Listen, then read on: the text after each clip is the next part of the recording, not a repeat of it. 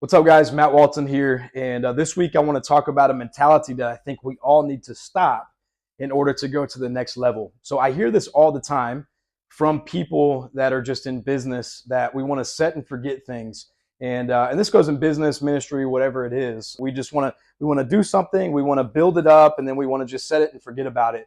And so that is a cancerous mentality. I think that we need to get away from that mentality. We actually need to move more into the mentality stewarding it well and learning from what we set and then doubling down on the information that we gathered from it and then improving it. So we're constantly working on it. So it'd be like our lives, man. We're constantly working our lives, our relationship with the Lord, man. We don't just surrender our life to the Lord and be like, oh, that was it, and then we go to church on Sundays, we tithe, we do whatever, and we set it and forget it. That's not the purpose of our relationship with the Lord. So the scripture that I tie to this is Psalms 127:1, and it says, unless the Lord builds the house, those who build it labor in vain. Unless the Lord watches over the city, the watchman stays awake in vain.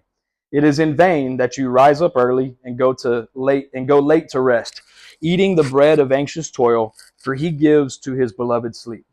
So, and that was actually Psalms 127:1.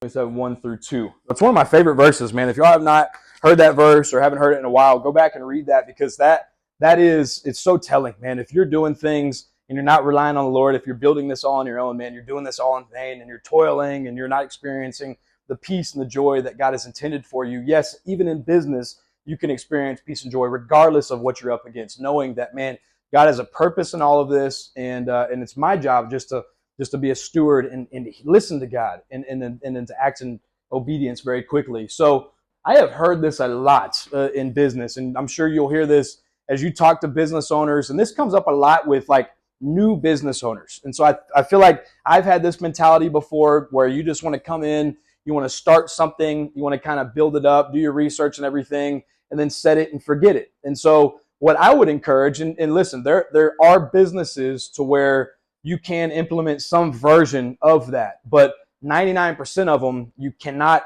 have that mentality, because if you do, you're going to end up being lapped and your business is just going to start weighing down on you. So the other mentality to look at it is, I need to study whatever it is that I am doing. I need to plan for whatever it is that is coming next. I need to create whatever that means. So if I'm looking to start a new division, then I need to start studying what that looks like and studying what that entails. I then need to plan how that will look. Am I going to be bringing people on? Is there quotas associated with this? And factor in every single thing and even go overkill on it. Plan for things that don't necessarily need to be on there. And you'll know as you're analyzing it, as we get down here, what to take off and what to leave on there. But then create. So once you study and plan, then you're creating the very plan that you just studied. So create a plan and then create an outline and then empower your people to implement that. The thing that you're going to want to do after you are, and I should have put implement on there, but study, plan, create, and then track it. So once you've implemented something, do everything you can to track every portion of it. So like emails as an example, if you're sending out emails to people, just track everything.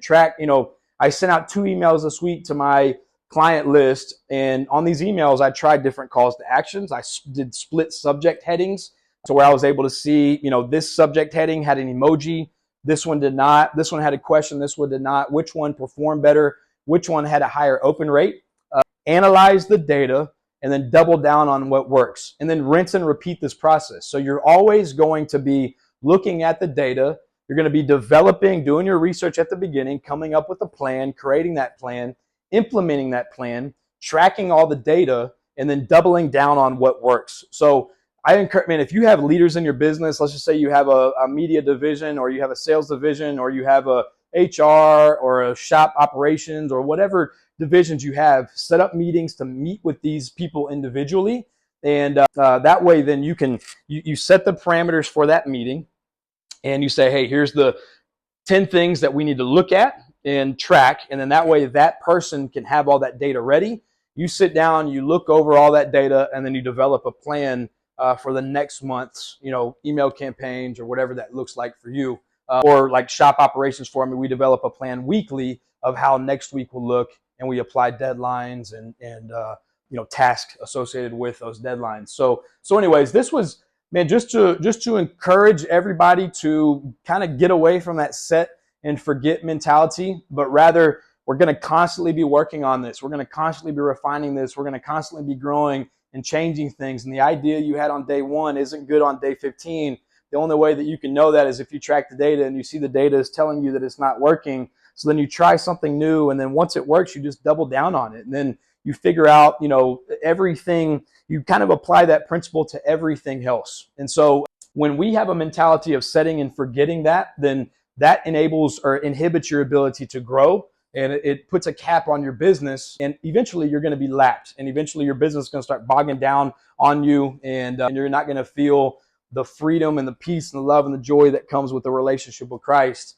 And that's no way to be in business, man. There's so many business owners I know that work in their business instead of working on their business. And look, that's something that happens with every single business owner that I've ever talked to.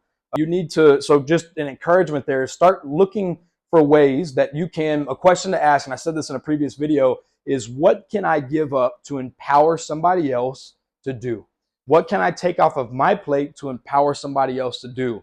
It tells you being very intuitive to the strengths of your individuals, the strengths of the leaders in your business, and then empowering them to do whatever that is. And I failed at that dramatically before, and then I've done really well at that as well. And God has just transformed me on that and given me an outlook that's like, no, man, delegation is the way to scale. And empowering people is the way to scale. Putting the right people in the right seat is the way to scale. And not only that, but it's a great way to get great people around you, to where you look up and all of a sudden you have 2, 3, 4, 5 great leaders around you that are very high performers. And then you're able to do a number of things that you could not do by yourself. So study, plan, create, implement, track, analyze, and then double down on what was working. Hopefully this encourages you guys, man. My vision for this channel is to see souls transformed, businesses transformed, lives transformed, and ultimately kingdom business owners kind of taking over the marketplace and funding the kingdom. So that way we can start to see God's kingdom come down on earth, like I believe we're actually seeing right now. And this is really meant to encourage and edify you guys and just to give you some new tactics. So souls and value, that's the main thing. So stay tuned as I learn things and as I grow and as I fall down, as I make mistakes, as I wish I would have done this different or did that really well. You're going to hear about it. And so, and the idea is just to encourage and edify you guys. God bless you guys, and we'll see you next week.